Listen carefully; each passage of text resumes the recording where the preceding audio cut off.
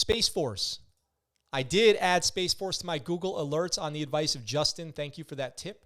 The Space Force announces new rank names for the Guardians of the Galaxy. So they came out with their ranks. There was a lot of talk on what their ranks might be. Would they go with Navy ranks? Would they go with their own ranks? Spaceman, Spacewoman? Space Force has decided on the names for its ranks, and while officers will keep the same names that they have in the Air Force, several enlisted ranks have changed according to a memorandum released Friday. The service-wide memo is the most recent change for Space Force personnel after it was announced in December that they would be referred to as Guardians. The rank changes will start February 1st. For the junior enlisted, E1 to E4, they will no longer be airmen, but specialists. And depending on what their grade is, the rank will include numbers 1 through 4. So that would be an E3 would be Specialist 3 or SPC 3 or Spec 3 or Specialist 3, whatever you want to call them. And then you have Specialist 1, Specialist 2, 3, and 4. And Guardians, who are E5s, will no longer be Staff Sergeant, which was the Air Force's standard, but Sergeant. And grades E6 through E9 will be Tech Sergeant, Master Sergeant, Senior Master Sergeant, and Chief Master Sergeant, which is a direct copy from the Air Force. That's exactly how the Air Force does it. The most senior enlisted Guardian will now be, it's too much. It's too much to say. Every time I say it, I feel like I'm making a joke. The most senior enlisted Guardian.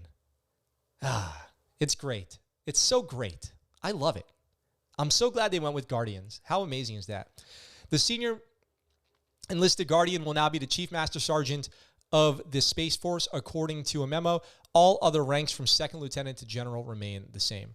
Now, some people are freaking out over the Specialist 1 through 4, and one of those people is our favorite YouTuber over here, Nikki MGTV. So let's watch him freak out about this for a second. Let me know down in the comments below. There's a lot of people that find this hilarious, the difference in ranks that have now developed for the Space Force. Dan Wennes says, how much you want to bet that some effing tool E4 is going to demand E1 to E3 addresses them as Specialist 4? 100% that's going to be the case. Like, this is my rank.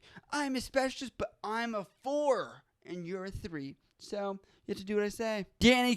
All right, so I'm not as big a crybaby as Nikki MGTV is out there, but what I will say about it is my initial reaction to Specialist 1 through 4 was a little bit critical. I was like, what a dumb and lazy, cop out of a rank. Specialist 1, 2, 3, and 4. They could have gone with Space Walker, Space Cadet, Spaceman, but they did say they didn't want to do any gender-based or diminutive roles, so they left out everything like junior or petty officer, and they left out anything male like airman or fireman, hospitalman like the Navy uses, for example, infantryman.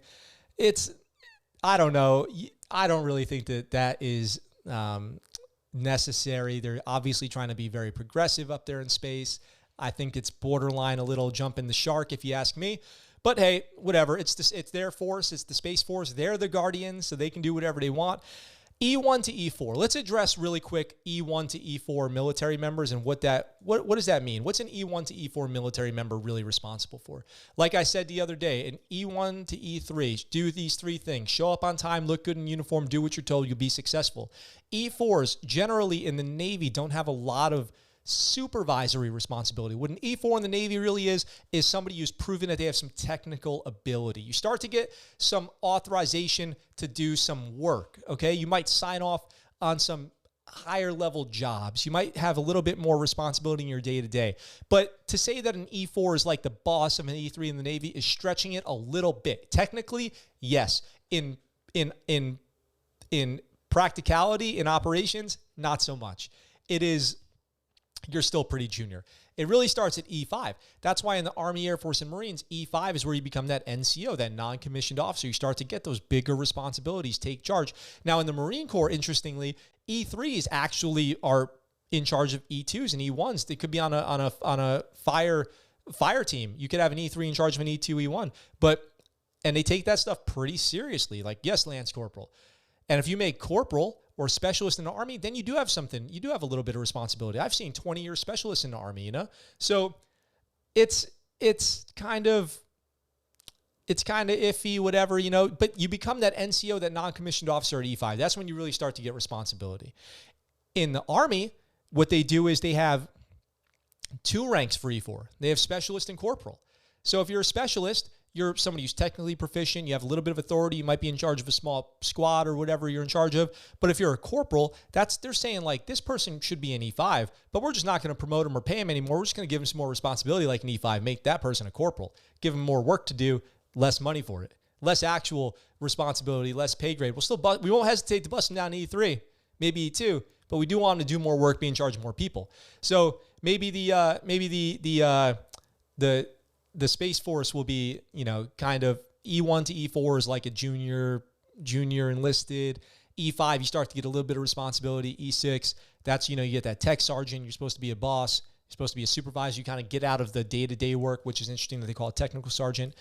They did say that they might expand the tech sergeant role to tech sergeant 1, 2, 3, and 4. I have no idea what that means, but it sounds like a good way to get people to do more work with less pay, if you ask me, which is always kind of a bummer in the military, but they do that all the time. What's up, guys? Thanks for watching that clip from our live show. We're live right here on YouTube, Sunday through Thursday, 1800 Pacific Standard Time. If you want, come on by, join the chat. I'd love to hear from you. If you like that video and you want to see more, consider checking out this video right here or subscribing to the channel with this button right here. I look forward to talking to you really soon. I'm out for now.